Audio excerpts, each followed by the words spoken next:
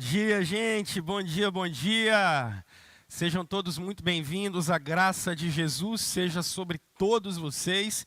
E hoje, de maneira muito especial, a vocês, mães. Parabéns.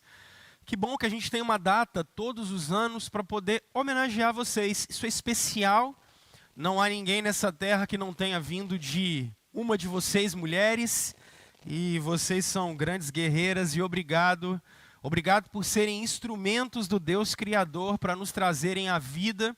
Obrigado por cuidar de nós e obrigado por nos darem a oportunidade de continuar a servir ao Senhor. Vocês são literalmente um instrumento do Senhor. Vocês todas, mulheres, são um instrumento das mãos do nosso Deus. E que bom que a gente pode estar aqui hoje homenageando vocês. Sintam-se abraçadas por nós, Primeira Igreja Presbiteriana de Campo Grande. Enquanto nós vivemos esse ano, e eu assisti uma palestra há algum tempo atrás, e um dos meus mentores nessa palestra dizia que há um livro chamado 1968, o ano que não acabou. Nós brasileiros precisamos lembrar que 68 foi o ano do AI-5, né? Ato institucional número 5, e aí a gente teve cerceamento da mídia e tantas outras coisas. E nós poderíamos dizer que 2020 é um ano que não começou. E também não vai terminar. É um ano que a gente vai olhar lá para trás e falar, uau, o que é isso? Nenhum de nós imaginávamos viver o que estamos vivendo nesse exato momento. Mas, para nós que somos cristãos, independente de 1968 ou 2020, o Cristo, o Cordeiro de Deus, está vivo para todo o sempre, e por isso nós podemos descansar, independente de qualquer situação. Então, 2020 não importa se é um ano que não começou ou não terminou. Continua sendo para nós cristãos a mesma coisa.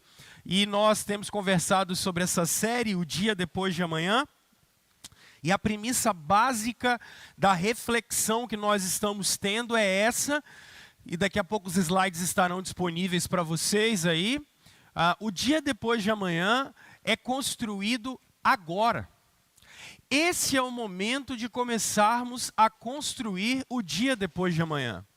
Nós não sabemos o que acontecerá amanhã, terça, sexta, semana que vem. Essa semana eu tive que ir a uma cidade do interior rapidamente, por conta do falecimento de um parente próximo da família da minha esposa. E era um patrimôniozinho aqui do Espírito Santo mesmo, pouquíssimos habitantes. A cidade chama-se Brejetuba. E quando você chegava nessa cidadezinha, mas muito pequena, não teve velório, não teve enterro, a gente foi muito mais para prestar um apoio aos familiares. E tinha uma barreira sanitária na porta da cidade. E não passava nenhum carro sem que a gente fosse fiscalizado. E o pessoal da prefeitura dizia assim, olha, só pode rodar na cidade de máscara.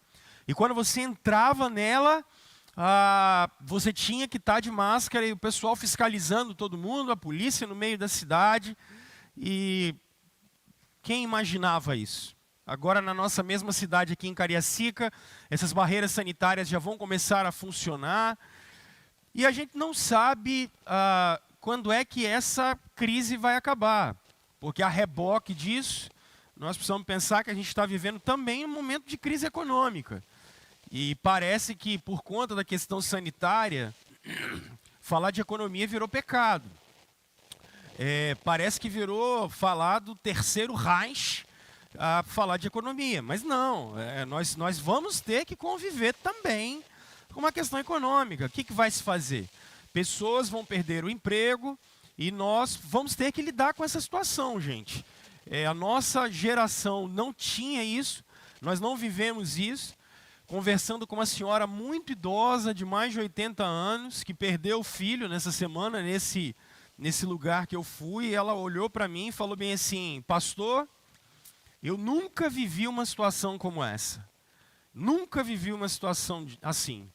Então, O nosso objetivo aqui, como comunidade cristã e como discípulos de Jesus, é conversar com vocês que o dia depois de amanhã, ou seja, quando é que vamos passar por essa situação, para nós não é a prioridade. Talvez você diga assim, pastor, você é maluco. Não, porque para nós cristãos, não importa se nós estamos vivendo sob o fogo consumidor ou se nós estamos vivendo sobre a brisa fantástica para os nossos corações. Porque a gente sabe que a nossa morada é eterna. Então, o dia depois de amanhã, na verdade, está convidando você a construir o agora. Então, nós seremos, depois que essa pandemia passar, que talvez além dessa crise sanitária, uma crise econômica chegar até nós, quem sabe, nós queremos construir agora. Porque nós só temos agora. Nosso Senhor nos ensinou que nós não deveríamos nos preocupar com o dia de amanhã, porque o amanhã cabe o seu próprio cuidado ou o seu próprio mal. Por isso, nosso convite para vocês é começarem a viver o depois de amanhã agora, é construir as mudanças que são necessárias agora. Por quê? Porque há algum tempo, eu não sei quantos meses, a CNN, que é talvez uma das maiores redes do Brasil, do mundo, chegou ao Brasil e é uma rede de jornalismo mundial, e ela chegou ao Brasil. E há algumas semanas, esse grupo de jornalistas, mulheres, entrevistaram um filósofo brasileiro, professor, um desses gurus dos nossos dias. A gente está tão acostumado e querendo tanto ouvir falar de guru, e elas entrevistaram o professor Luiz Felipe Pondé.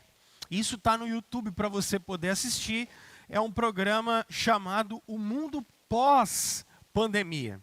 E o Pondé é um homem muito inteligente, escritor muito profícuo, uma carreira bem consolidada acadêmica.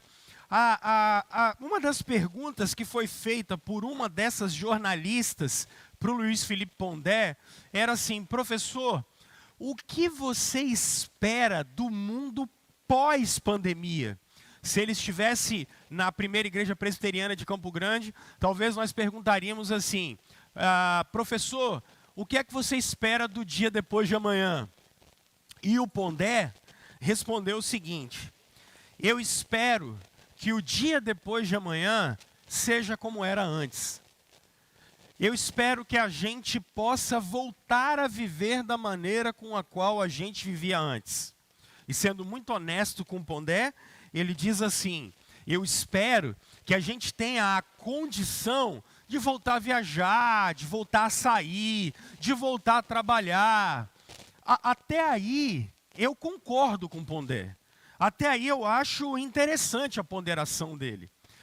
Agora, quando eu trago para a minha relação com o Cristo, quando eu trago para a minha relação com Deus e para a vida que nós tínhamos antes da pandemia, e eu conversei com vocês na semana passada, dizendo que o mundo não é mais o mesmo. Não adianta negar, não adianta ser otimista ou pessimista. O que adianta é sermos observadores, vivermos um dia de cada vez, sem colocar expectativa em toda essa situação que nós estamos vivendo, como se a política fosse nos redimir. Nós precisamos olhar e pensar: a vida que vínhamos vivendo até aqui era uma vida como discípulos de Jesus? A vida que vínhamos vivendo até aqui era uma vida que glorificava a Deus? A vida que vínhamos vivendo aqui, como maridos, como mulheres, como esposa, como pais, como administradores do tempo, como administradores do recurso, como administradores da saúde, como administradores da criação que o Senhor nos deu, como é que nós vínhamos vivendo? Fazendo uma análise bem simples, pessoal, eu quero discordar veementemente do Pondé nessa perspectiva. Eu sonho com podermos voltar a viajar, irmos à praia, irmos para o clube, fazermos churrasco, poder fazer, eu estou louco aqui na igreja para a gente voltar a fazer o café da manhã, que a gente tinha aqui entre 10 e 10 e meia. Mas eu acho que a gente deveria pensar, porque nos últimos anos, o maior discurso que a gente ouviu de nós mesmos é que nós estávamos com duas características: cansados e sem tempo. E tudo era colocado na conta da correria. Correria, correria, correria, correria. Bom, agora você não precisa correr mais. Agora você trabalha de casa. E aí qual vai ser a nossa desculpa? Então pensar no dia depois de amanhã é nós aproveitarmos esse momento. Aproveitarmos esse momento, como nós conversamos na semana passada, para vermos Deus conduzindo a história, para vermos Deus trabalhando na história. Nós precisamos pensar nisso e entendermos que o que Deus tem preparado para nós é algo muito maior. Sim, eu trago mais um guru para conversar com vocês, porque eu citei ele na semana passada. Esse é o Harari, o tão famoso Harari. E pastor, por que você está citando tanto Harari? Já falei com vocês, eu sou da escola do Spurgeon. E o Spurgeon sempre dizia: um pregador precisa ter uma Bíblia debaixo de um braço e um jornal debaixo do outro braço. Nós precisamos saber, especialmente a gente que trabalha com conteúdo, a gente tem que saber o que é discutido, a gente tem que saber quem é ouvido. E esse cara é ouvido por todos, do dono do Google e do Facebook, até o presidente dos Estados Unidos, todos ouvem esse cara. Ele é o guru de todo mundo. E ele, escrevendo para a Folha de São Paulo, traz algo muito interessante. Quando ele diz assim: assim como os frequentadores de cinema sabem que o Homem-Aranha e a Mulher Maravilha vão acabar derrotando os vilões e salvando o mundo, também nós temos a certeza absoluta, o Yuval Noah Harari diz, nós temos a certeza absoluta de que dentro de alguns meses ou um ano, os profissionais nos laboratórios vão descobrir tratamentos eficazes para a Covid-19 e até mesmo uma vacina. Perceba, mas calma, que o Harari vai mais além. Então, vamos mostrar a esse coronavírus, eu achei isso aqui incrível, Folha de São Paulo. Vamos mostrar a esse coronavírus sórdido quem é o organismo alfa desse planeta. E ele continua dizendo: a pergunta que está na boca de todos, da Casa Branca até as sacadas da Itália, passando por Wall Street, é: quando a vacina vai ficar pronta? Quando? Não se. Espera aí, eu preciso parar para conversar com vocês sobre isso. Porque aonde está a fé da gente? A do Harari? A do Harari é muito clara. A fé do Harari está no ser humano e na nossa capacidade tecnológica. Perceba diante das falas dele, as falas são: a grande questão não é se, a questão é quando. E o mais interessante, a fé na humanidade e na nossa tecnologia que ele demonstra é tão grande que ele diz assim: nós vamos mostrar a esse coronavírus, como ele mesmo disse, quem é o organismo alfa dessa terra. Eu acho isso incrível. Porque o que ele está dizendo? Ele está dizendo simplesmente assim: pode vir o que quiser, a raça humana consegue resolver. Pessoal, será que ele está certo? Será que e aí que eu quero chamar a sua atenção, porque nós estamos pensando no dia depois de amanhã. Eu estou mostrando para vocês o maior acadêmico do século 21, esse israelense, e aonde está calcada a esperança dele? Em nós. Aonde está calcada a esperança dele? Na tecnologia, na informação. E se nós não tomarmos cuidado, e aqui eu quero que você fique extremamente escandalizado agora, pode ser que a gente esteja colocando a nossa fé realmente na medicina. Pode ser que a gente esteja colocando a nossa fé realmente na tecnologia. Que a gente esteja colocando a nossa fé em algum plano econômico, algum plano de ajuda internacional.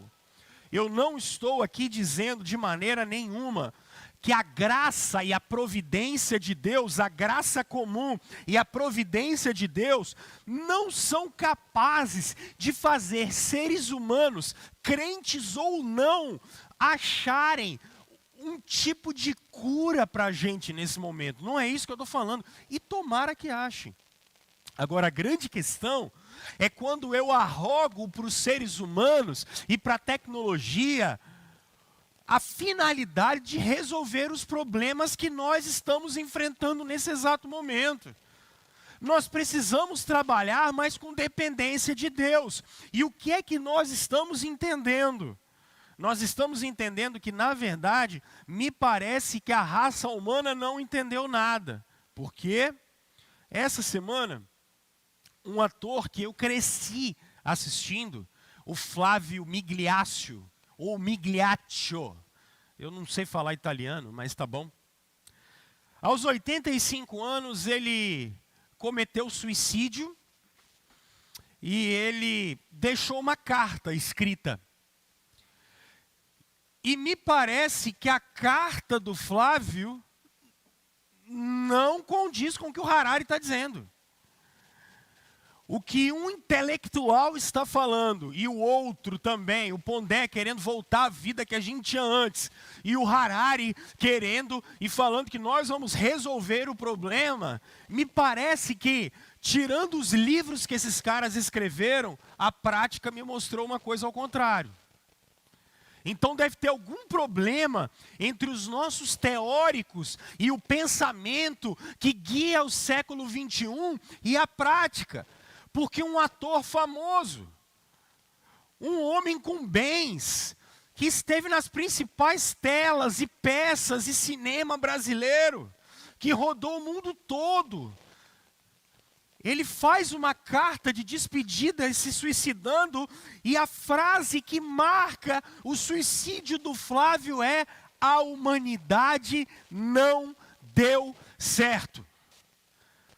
Como é que eu posso ter fé nos seres humanos? Como eu posso ter fé na humanidade? Como eu posso ter fé na tecnologia? Como eu posso ter fé na ciência?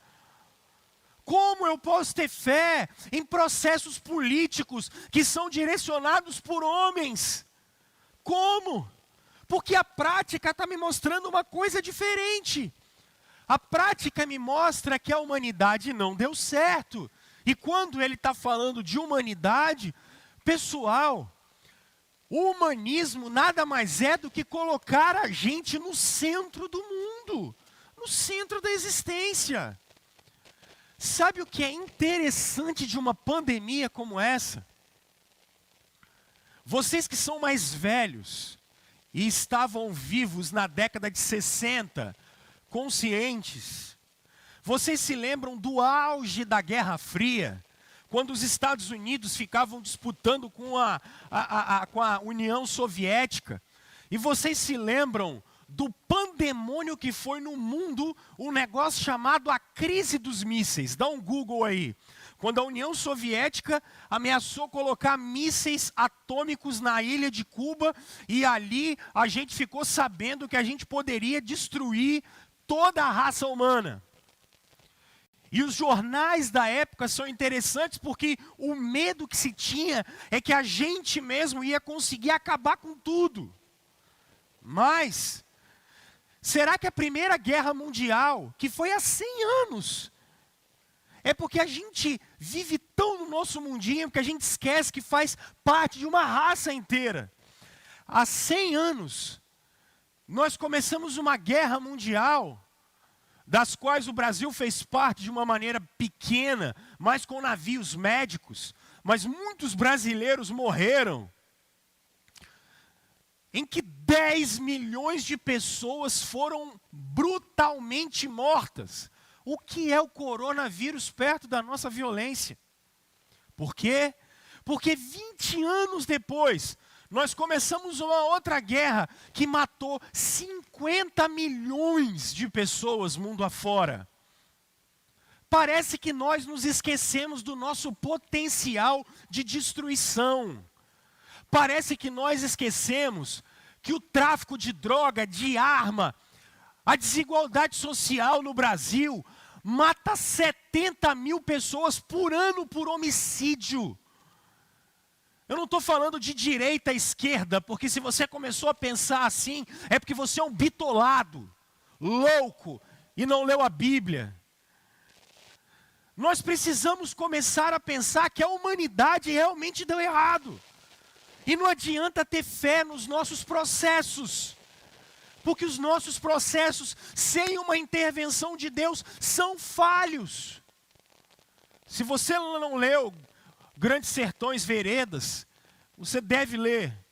E uma das frases mais lindas de Guimarães Rosa, em Grandes Sertões Veredas, é que viver é perigoso. E Guimarães Rosa diz que viver é perigoso porque acaba gerando morte. Porque os seres humanos deram errado. A vida é perigosa porque nós vamos morrer. Não adianta ter fé nos nossos desenvolvimentos. Não adianta ter fé nessa secularização.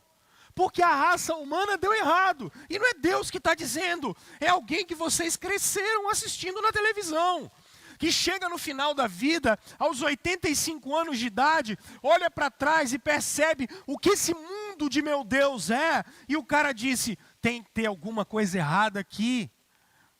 Aí, o que eu convido vocês hoje para pensar é que nós precisamos fortalecer a nossa fé naquilo que é coerente.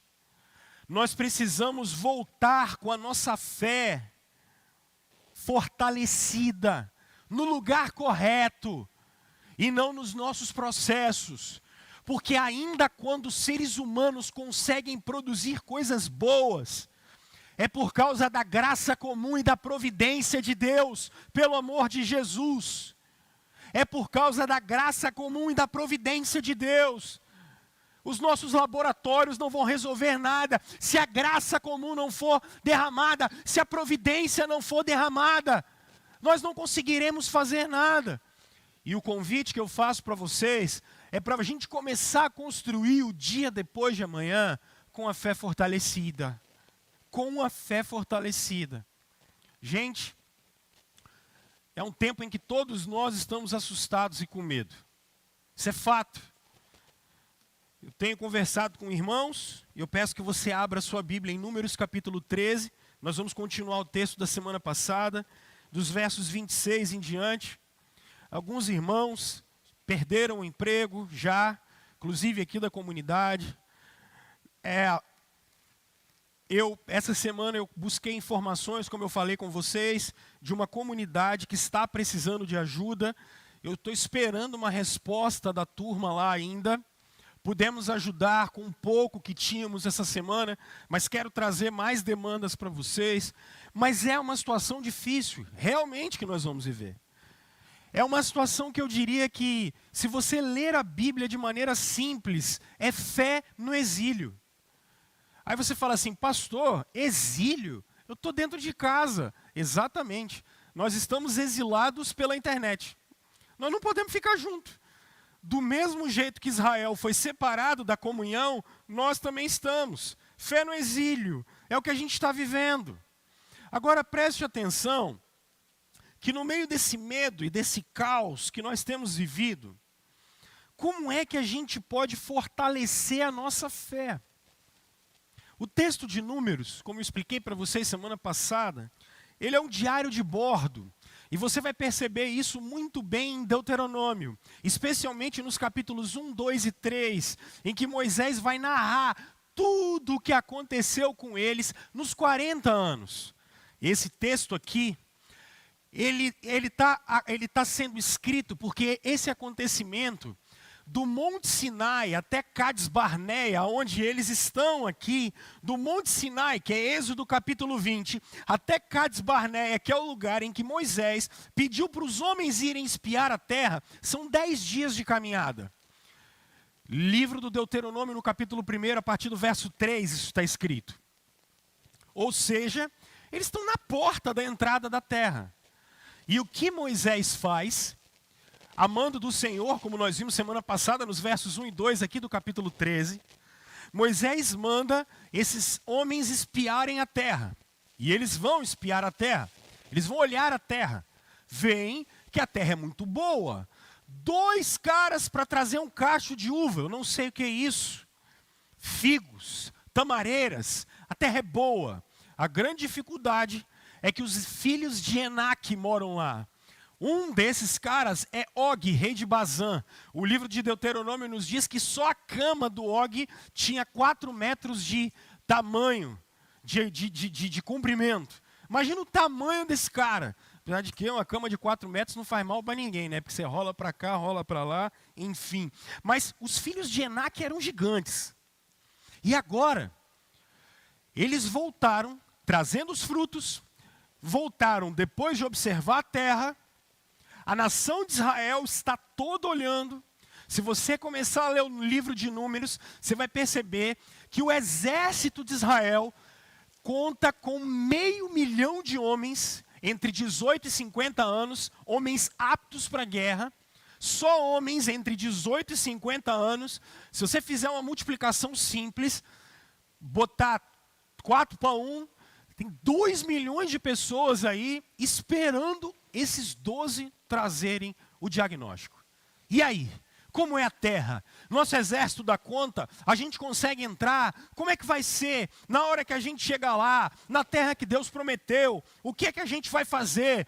Aí, eles vão ligar de manhã a televisão na Globo News de Israel e vão ouvir a notícia dos 12. Qual é a notícia que o William Bonner vai dar para eles? Vamos lá. CNN de Jerusalém. Eles então retornaram a Moisés e a Arão e a toda a comunidade de Israel em Cades Barneia, no deserto de Parã, onde prestaram relatório a eles e a toda a comunidade de Israel e lhes mostraram o fruto da terra. Imagina 2 milhões de pessoas vendo aqueles 12 caras entrando, um cacho de uva com 2 caras carregando. A galera deve ter olhado e falado, ai, a festa, e era gol do Vasco, e o pau estava quebrando, e deram o seguinte relatório a Moisés. Porque o povo deve ter parado e falado bem assim, e agora o que eles vão falar? Se o fruto é desse jeito, imagina a terra.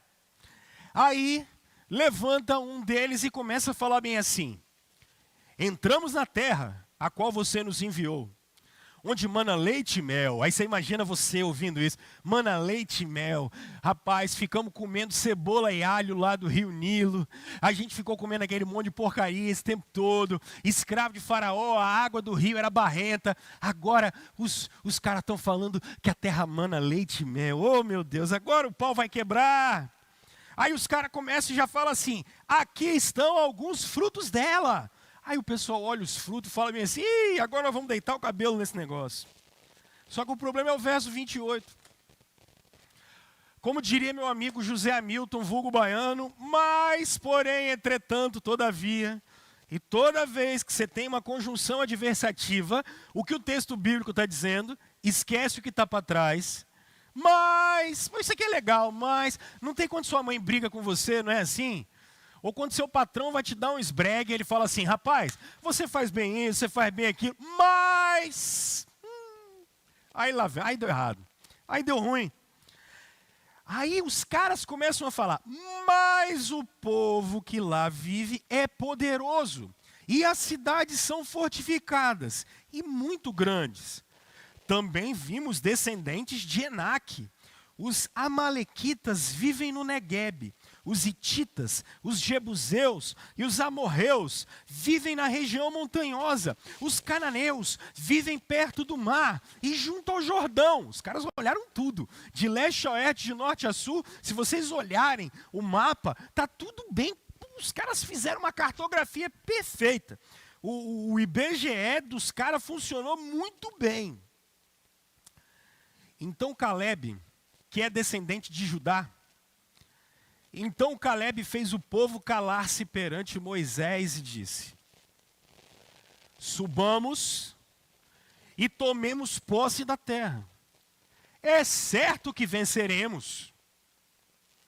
Mas os homens que tinham ido com ele disseram: não podemos atacar aquele povo, é mais forte do que nós. E espalharam entre os israelitas um relatório negativo acerca daquela terra. É a primeira fake news da história, tá, pessoal? Além daquela do jardim, porque quando é fake news, espalha que é uma beleza. Com o WhatsApp agora, disseram: a terra para a qual fomos em missão de reconhecimento devora os que nela vivem. Mentira! A terra não faz isso. Todos os que vimos são de grande estatura. Vimos também os gigantes, os descendentes de Enaque, diante de quem parecíamos gafanhotos a nós e a eles. Pessoal, os 10 chegam e falam assim: a terra é boa, a terra tem um fruto legal. E Josué e Caleb, o capítulo 14, continua dizendo isso para nós, falam assim: ei pessoal, bora, vamos entrar.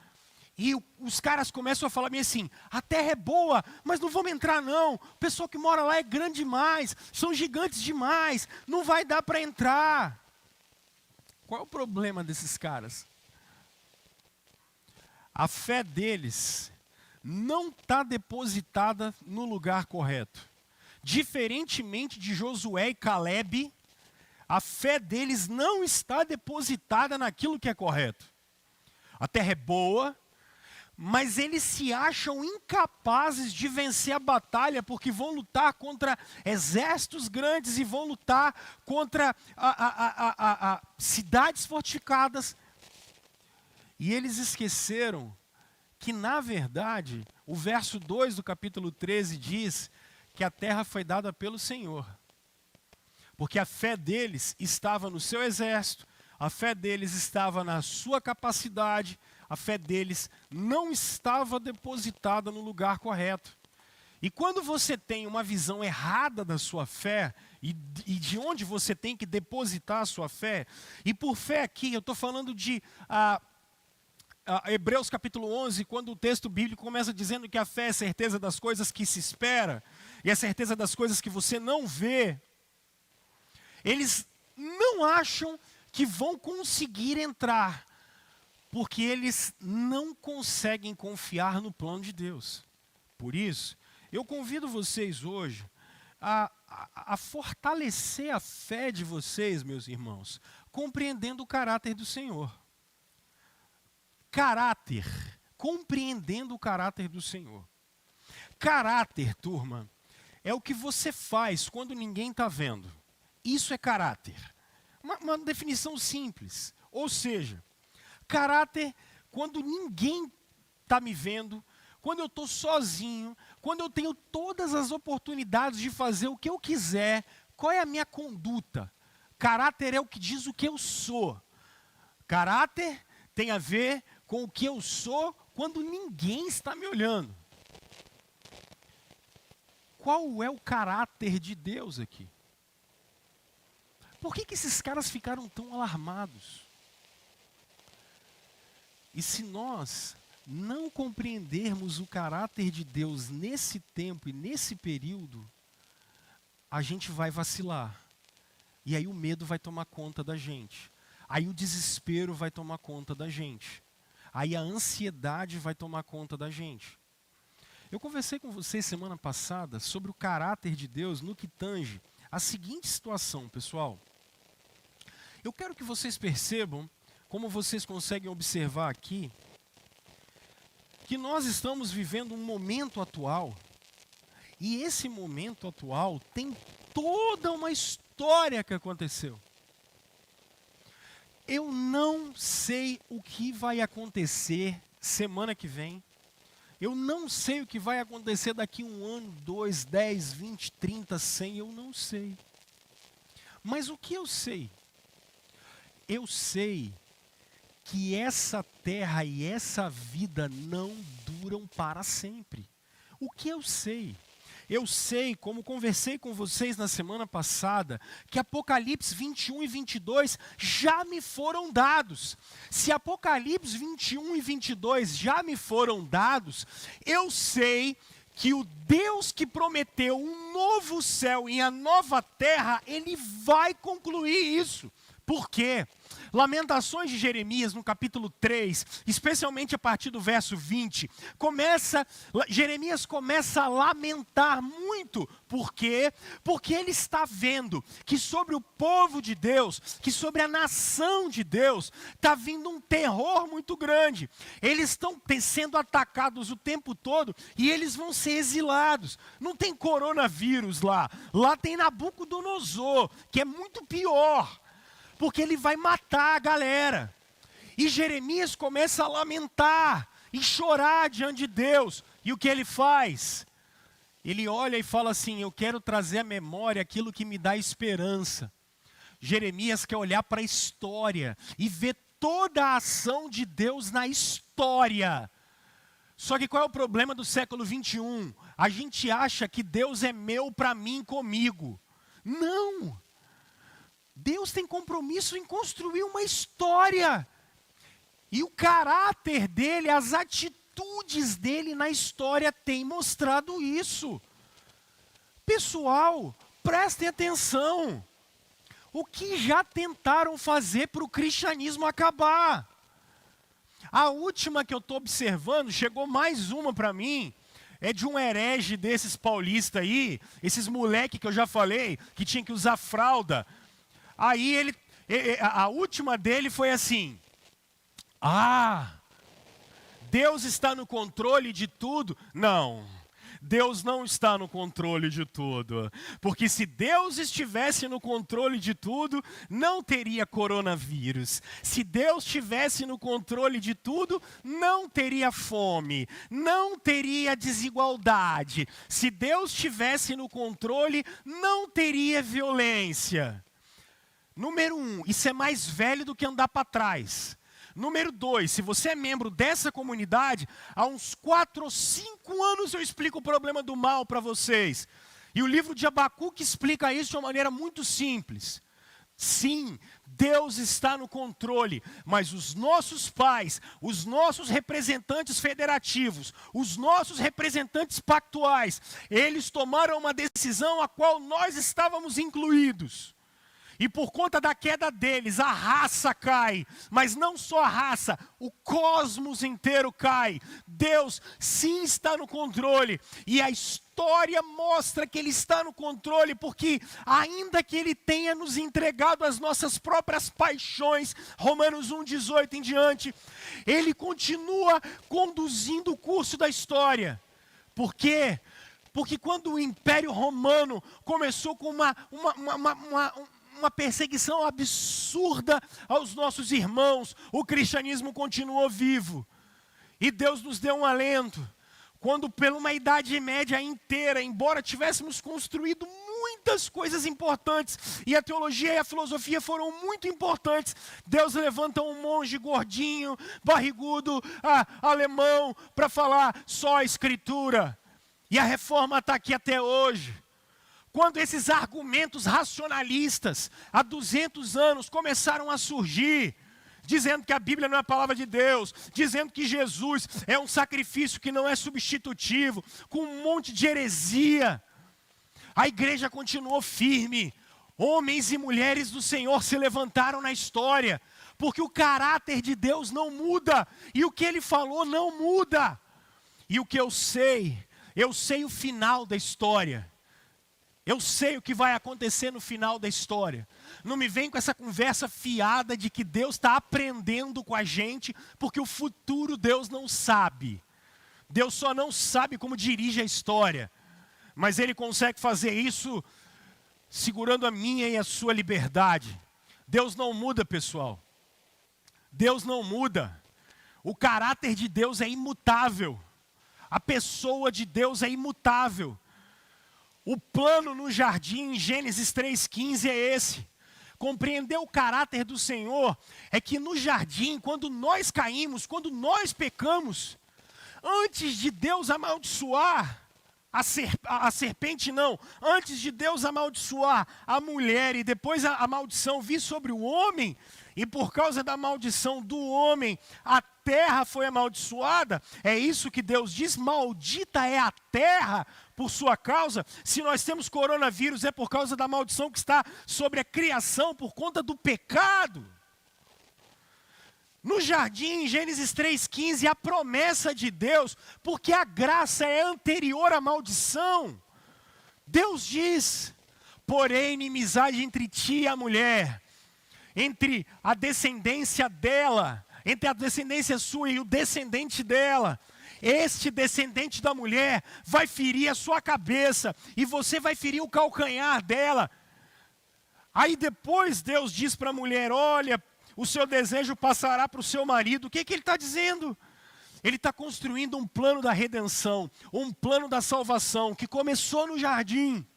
Ele não só começou no jardim, mas depois, o que vocês observam na narrativa bíblica, é que o pecado aumenta de tal maneira que Deus manda um dilúvio, mas quando Ele manda um dilúvio, Ele forma um povo a partir de Abraão e diz, eu vou cumprir a promessa que eu fiz no jardim. Abraão, a partir de você, todas as nações da terra vão ser abençoadas.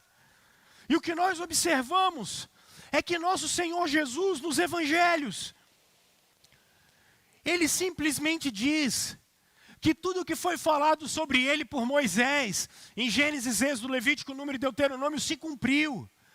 Ele diz que tudo que foi falado pelos reis e pelos profetas, e aí nós podemos fazer um apanhado geral das escrituras inteiras, Josué, Juízes, Ruth, 1º, 2º Samuel, 1º, 2º Reis, 1º, 2º Crônicas, os profetas maiores, Isaías, Jeremias, Ezequiel e Daniel, os livros de sabedoria, Eclesiastes, Jó, Salmos e os 12 profetas menores, tudo isso apontava para Ele, e os evangelhos me mostram Jesus assumindo a nossa natureza humana. Jesus assumindo a nossa natureza humana para pagar o meu e o seu pecado. O caráter de Deus é confiável. O caráter de Deus é confiável. Porque Jesus Cristo mesmo disse que Ele, quando sentasse à direita do Pai, Ele derramaria o Espírito. E o que é que vocês estão vivendo nesse exato momento, pessoal? Nesse exato momento, vocês estão vivendo o plano de Deus. É o caráter dEle. Deus não muda. Ele formou uma igreja, Ele formou um povo.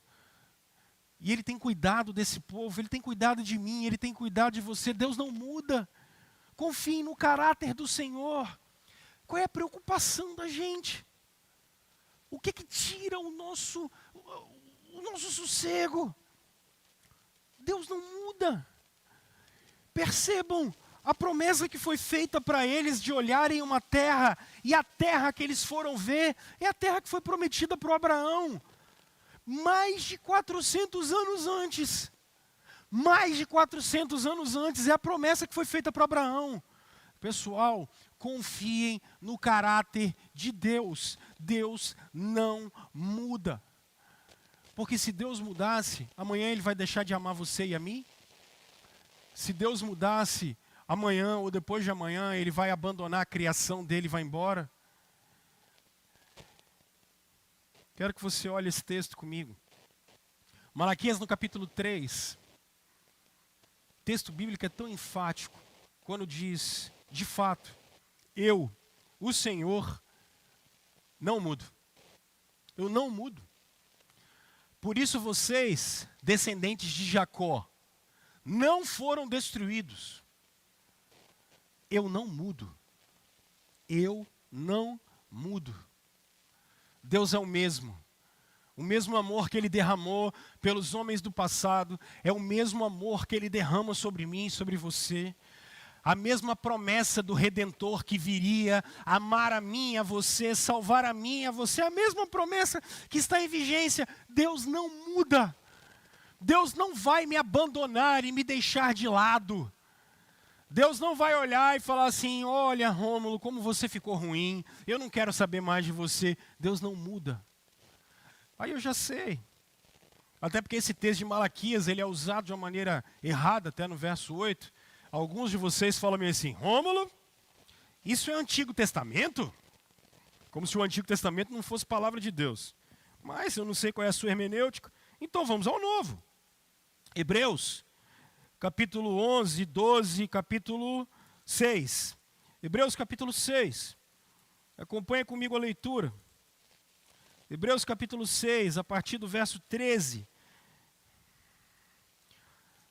Quando Deus fez a sua promessa a Abraão, por não haver ninguém superior por quem jurar, Ele jurou por si mesmo. Jurou por si mesmo, dizendo, esteja certo de que o abençoarei e farei numerosos os seus descendentes. E foi assim que, depois de esperar pacientemente, Abraão alcançou a promessa. Os homens juram por alguém superior a si mesmos, e o juramento confirma o que foi dito, pondo fim à discussão.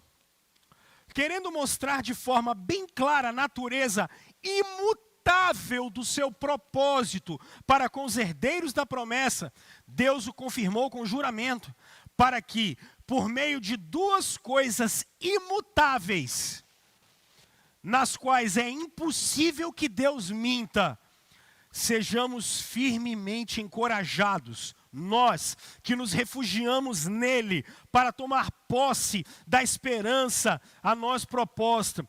Temos essa esperança como âncora da alma, firme e segura, a qual adentra o santuário interior por trás do véu, onde Jesus, que nos precedeu, entrou em nosso lugar, tornando-se sumo sacerdote para sempre, segundo a ordem de Melquisedeque. Sabe o que isso quer dizer? No Antigo, no Novo Testamento, na eternidade, quando entrarmos nos céus com Ele, Deus não muda, o seu ser não muda, as suas obras não mudam, os seus planos não mudam. Então o que eu posso dizer para você hoje, confie no caráter do seu Deus.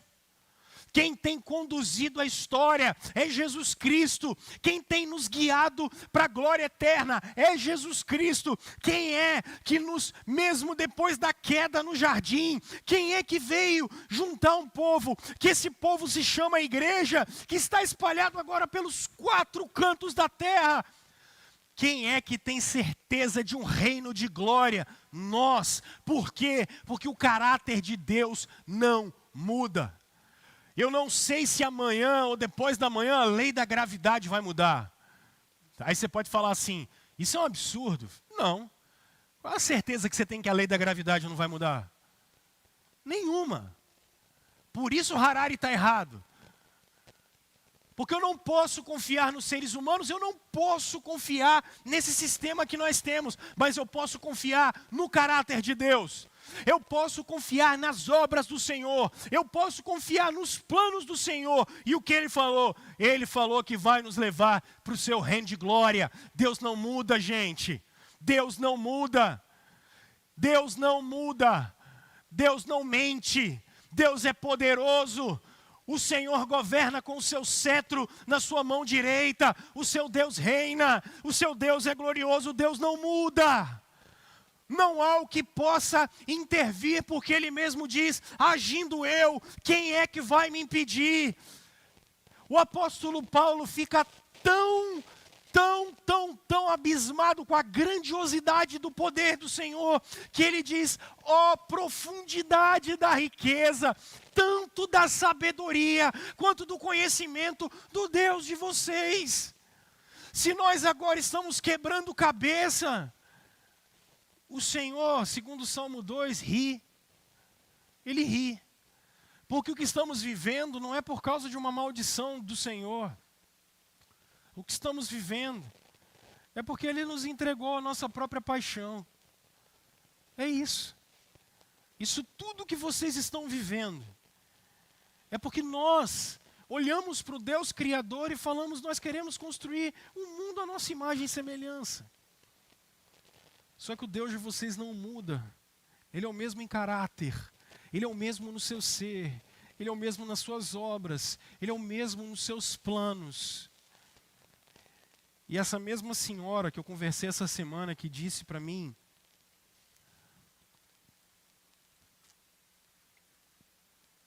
que nunca tinha vivido nada parecido, ela falou algo muito legal.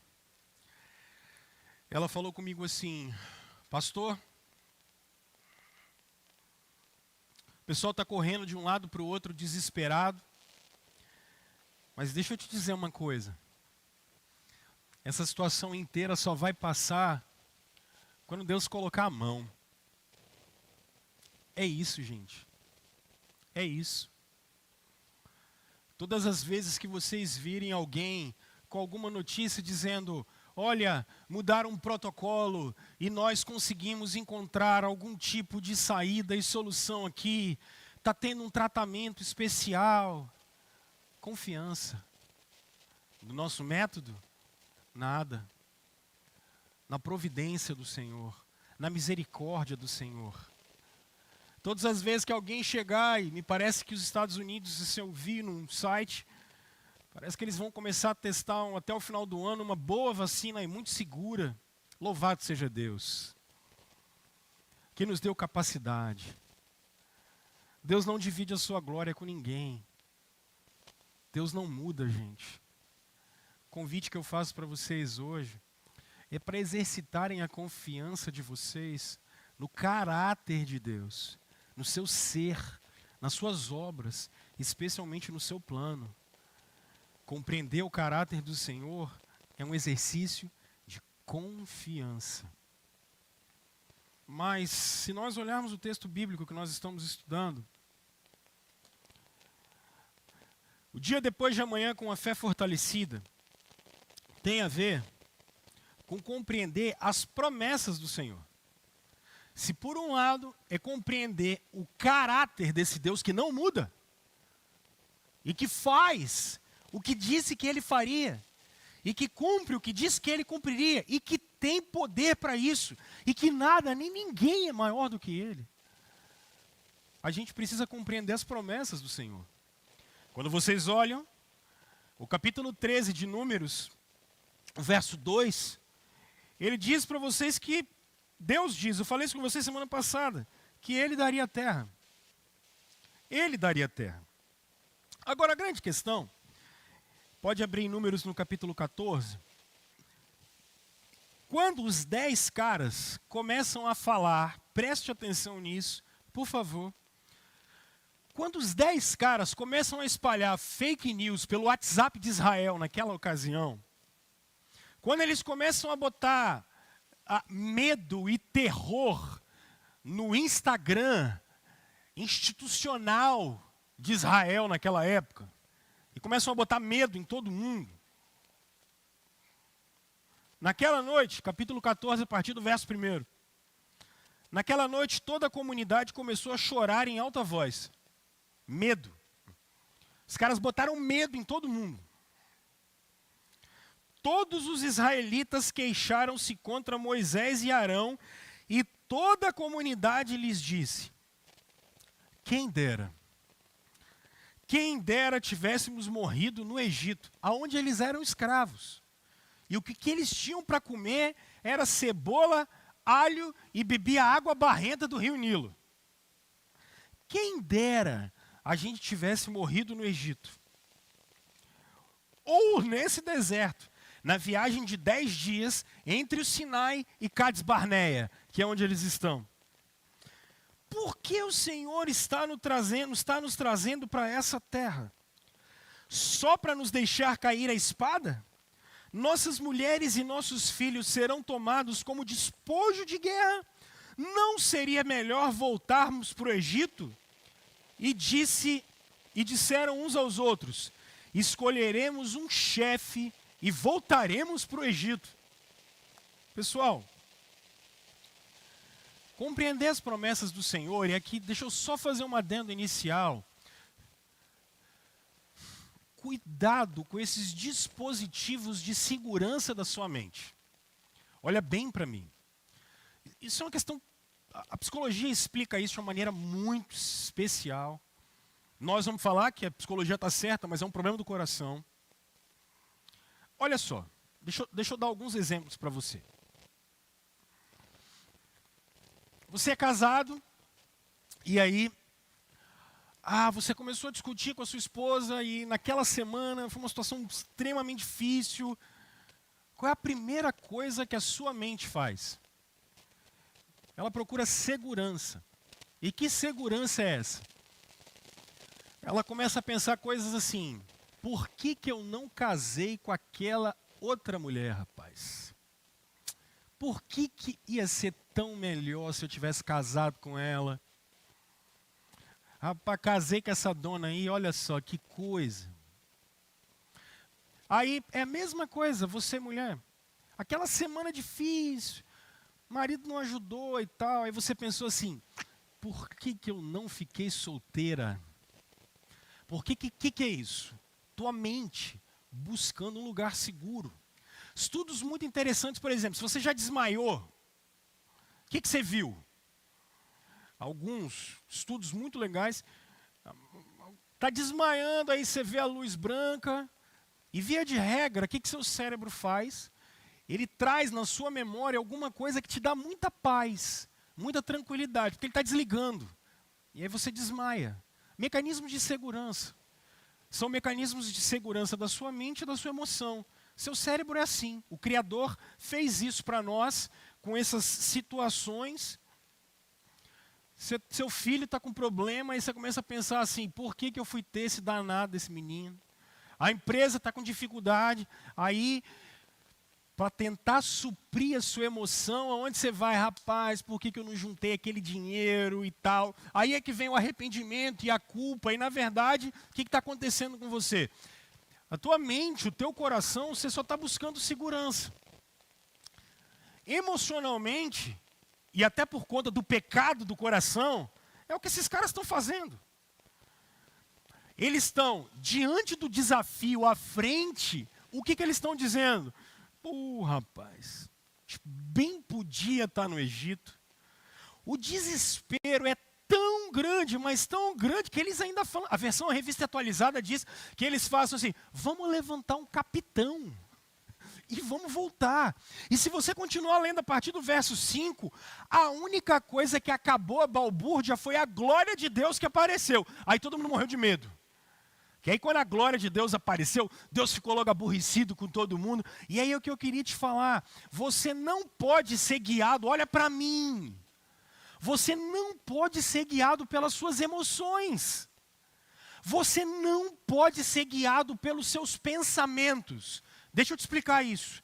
Você não pode ser guiado pelas suas emoções, pelos seus pensamentos e pelo seu achismo. Pastor, então você está mandando eu ficar doido? Não, eu estou mandando você ser guiado pelas promessas de Deus e não pelo que você sente. Eu estou mandando você ser guiado pelas promessas de Deus e não pelo que você acha, não pela sua experiência, não pelo que você acredita ser verdade. Eu estou te chamando a ser guiado nesse momento pela verdade. Porque quando você ligar o jornal, você só vai ver morte. Morrem 229 mil. O rapaz foi levar um gás essa semana na minha casa e ele falou assim: rapaz, eu não consigo mais ver TV. Nunca vi o senhor na minha vida. Aí eu estou olhando para ele e falei: é mesmo, por quê? Ele falou: é só desgraça. É só desgraça. Percebe? Você, como um ser humano, que a queda faz efeito em você, ainda que você que me ouve seja regenerado por Jesus Cristo, Romanos capítulo 7 diz que o pecado briga com a sua carne. A sua mente ainda tem efeitos do pecado. Os seus sentimentos têm efeito do pecado. Então, o que acontece? Eu brigo com a minha mulher e o que acontece comigo? Eu procuro um lugar de segurança, porque é o que o meu sentimento está me levando. Então, o que eu faço? Me afasto dela. O meu filho começa a me dar dor de cabeça. O que eu faço? Eu procuro um lugar de segurança e eu me afasto dele, porque eu quero que o meu sentimento seja bem resolvido. E às vezes eu até acredito que isso é verdade. Então eu preciso submeter isso à palavra de Deus. E não é o que eu penso. E não é o meu sentimento. Porque eu sei que eu sou caído. Apesar de ser regenerado, eu tenho uma briga até o tempo da minha glorificação. Agora você vai conseguir entender por que no Brasil a gente está nessa guerra política. Eu não estou falando dos políticos, eu estou falando de nós.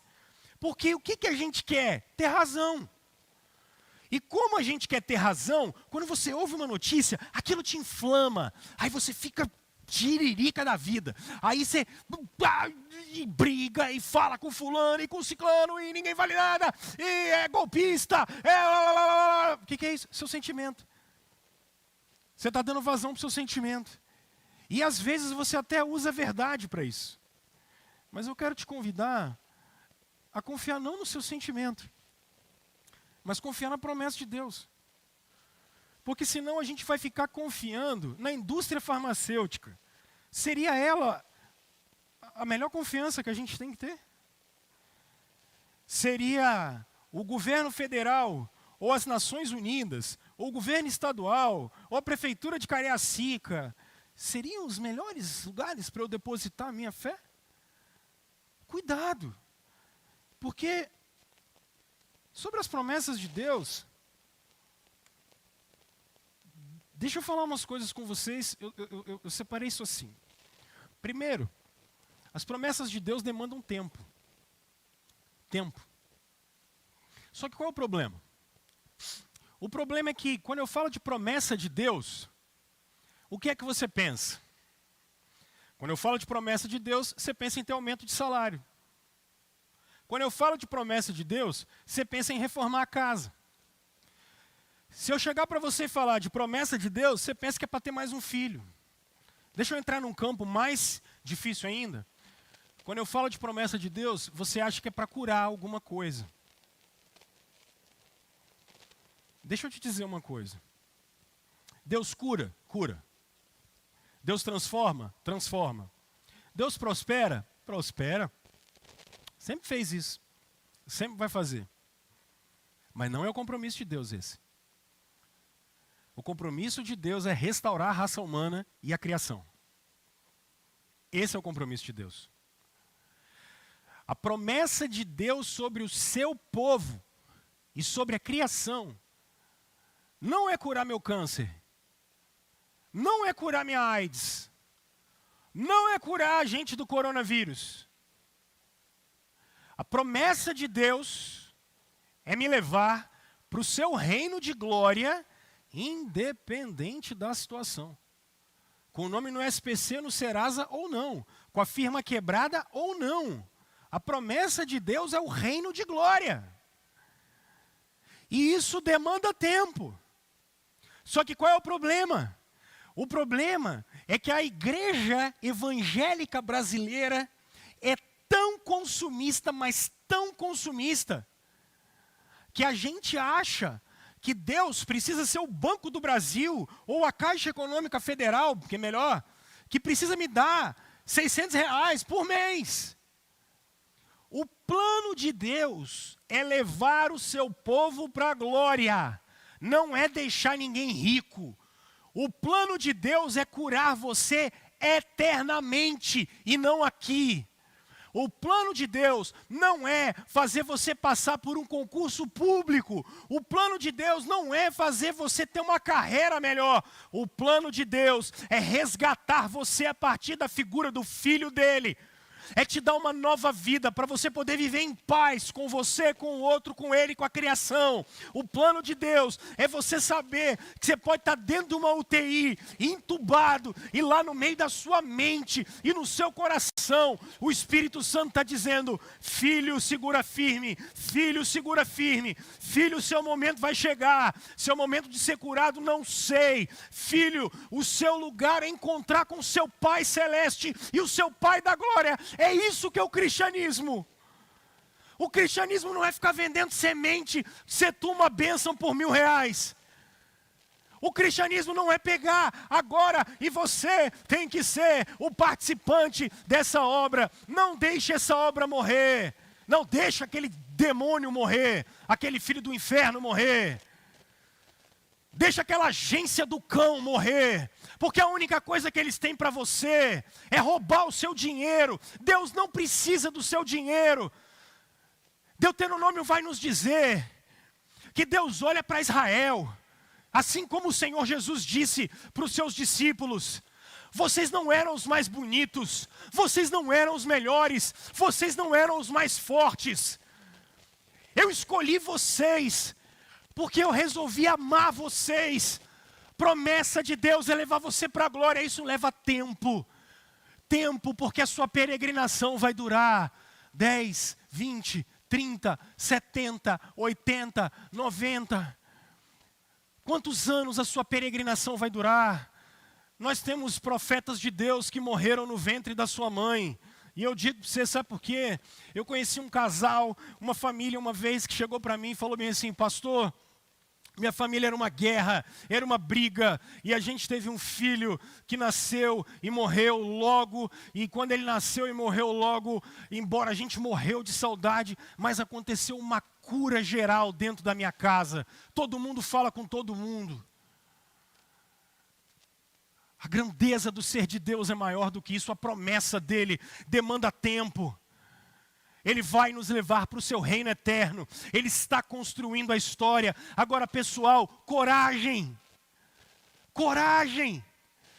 Aqui no capítulo 13, no verso 20, o texto bíblico diz: sejam fortes. Coragem, geração Nutella. Coragem. Coragem, chupeta fervida, coragem. Se Jesus Cristo venceu o diabo, se Jesus Cristo venceu a morte, se Jesus Cristo amarrou as mãos de Satanás, que segundo o livro de Apocalipse nos diz que ele cegava as nações, e hoje Satanás está amarrado nesse período de milênio que vivemos. Satanás está amarrado porque o evangelho é pregado, e eu estou aqui gritando para vocês domingo de manhã, e muitos estão se convertendo, e muitos estão nascendo de novo, e Deus permite que uma situação dessa entre na raça humana, para a gente entender que a gente não é nada, para a gente entender, para a gente tem que voltar para Ele. Coragem, nós vamos morrer, e daí? Nós não ficaremos para semente, e daí? O meu rei está vivo. O meu rei vive eternamente, e daí? E daí se é o vírus que vai me pegar? Se é o câncer que vai me consumir? E daí se tudo vai quebrar? E daí? Eu vou sofrer? Claro. Jesus diante da morte chorou. João capítulo 11, sabe por que Jesus chorou? Porque não era para ser assim. Jesus olha para a morte e ele está indignado. Jesus, quando vê, Lucas capítulo 7, a viúva de Naim não era um personagem, era uma cidade. Jesus, quando olha a viúva de Naim, ele diz algo grandioso, porque ele para, e ele encosta no defunto, e ele devolve aquele cara para a mãe, porque Jesus nunca gostou da morte, e é por isso que ele veio ressuscitar, para que você ressuscite também. Coragem. Agora está na hora de ter coragem. Agora está na hora da gente perseverar. Esses caras estão querendo voltar para trás. Coragem e perseverança, pessoal. Eu não estou mandando vocês ser doido. Usem máscara, usem álcool, respeitem as autoridades, mas chega de medo. O rei de vocês está vivo. Sejam responsáveis. Atitudes sanitárias responsáveis. Respeitem as autoridades. O que é que está sendo colocado? Agora, perseverança, pessoal. Perseverança, tem gente que está precisando de nós. perseverança, nós precisamos manter a mente em dia. Perseverança, eu sei que eu vou adentrar o lar eterno. Perseverança, eu nunca vi um justo mendigar o pão, a descendência dele também não. Fique tranquilo, o Senhor vai cuidar de você. O Senhor não vai dar o que você quer, mas o Senhor vai dar o suficiente para que você viva de maneira justa, digna. O Senhor não tem compromisso em levar você para as Ilhas Maldivas, meu filho, nem para fazer um cruzeiro nas Ilhas Francesas, mas o Senhor vai te sustentar. Então não se turbe o vosso coração, coragem, perseverança. Deixa o Senhor trabalhar, deixa o Senhor moldar nossa vida, nosso Cristo está vivo. Por fim, a promessa de Deus tem um propósito. Ele tem um propósito para tudo. Romanos capítulo 8, a partir do 29. O 30. Todas as coisas, meus irmãos, até o Covid-19. Todas as coisas cooperam para o bem, meus irmãos. Todas as coisas. O Senhor está dando um lockdown no mundo para ser glorificado. Só para vocês saberem. Essa semana eu dividi isso com o conselho. Uma pessoa me ligou e ela queria porque queria ser batizada. Ela queria porque queria ser batizada. Quando é que ela se converteu, pastor? Ela vinha flertando com o cristianismo há alguns dias, há algum tempo. Frequentou a nossa igreja alguns finais de semana. Mas ela entrou em contato comigo dizendo, pastor, eu sempre soube que faltava alguma coisa na minha vida. Sempre soube que faltava algo na minha vida. Aí eu falei, filha, e eu quero saber o seguinte, quem é Jesus para você? Ela falou, olha, agora eu tenho certeza de que Ele é o meu Senhor e o meu Salvador. Como é que eu faço para me batizar? Eu queria jogar água nela pelo telefone mesmo, porque ela entendeu tudo. Se eu pudesse, João, não posso.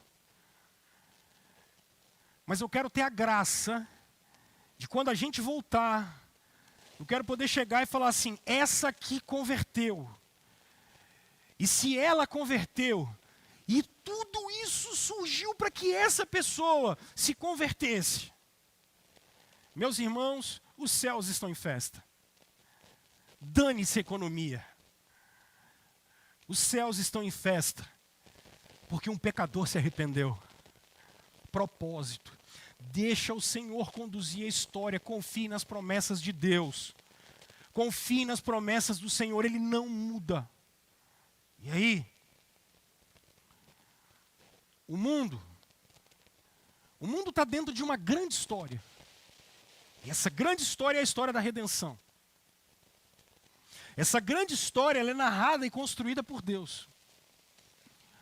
Agora, eu e você, a gente deve representar agora a nova humanidade que é formada a partir de Jesus.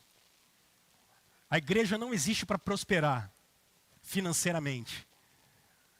A igreja existe para que o mundo, nesse exato momento, saiba como será o povo da Nova Jerusalém. Deixa eu repetir.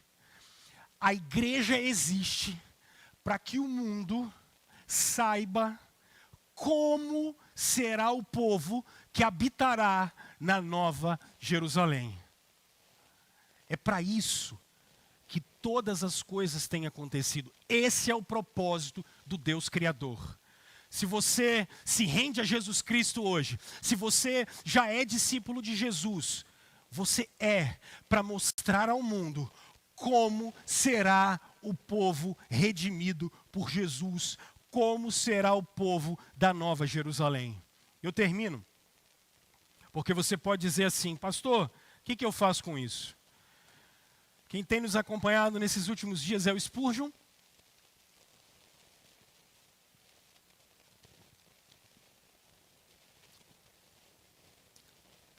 E eu quero que você leve isso aqui para casa. Uma rápida estadia na terra fará o céu mais celestial. É só uma semaninha com barreira sanitária que o céu vai ficar mais celestial. Nada faz o descanso tão doce quanto a labuta, não é? Depois de um dia de serviço, descansar é bom demais, tirar aquela bota. Nada rende segurança tão agradável quanto a exposição aos alarmes. Daquele alívio, não é isso? Spurgeon, diante disso, faz uma oração. Se o meu deitar na sujeira elevasse meu Senhor ao menos 1 centímetro, eu me deitaria no barro da terra. Se o nome do meu Senhor fosse elevado 1 centímetro pelo fato da gente passar por todas as aflições, ele diz, eu me deitaria no barro da terra. Se viver na terra para sempre, tornar meu Senhor mais glorioso, será meu céu ficar fora do céu. Por fim, nosso tempo está fixado e estabelecido por decreto eterno, caráter e promessa. Nosso tempo está fixado eternamente.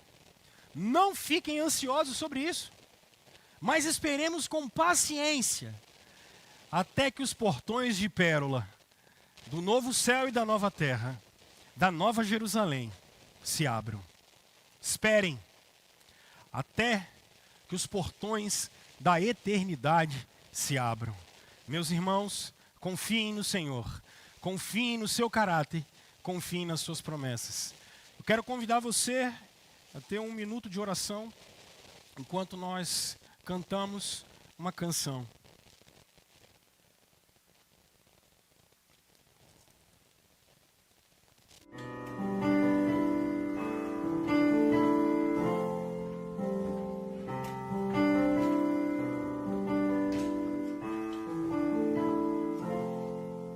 Cada vez que eu abrir a minha boca, cada vez que eu olhar na direção de alguém, cada vez que passo a passo eu chegar em algum lugar, seja a tua voz, sejam os teus olhos, sejam os teus pés. Cada vez que eu tocar nos tentando, cada vez que eu fizer o que já não se faz, cada vez que em silêncio eu doar a outra face, sejam tuas mãos, seja a tua graça e o teu amor.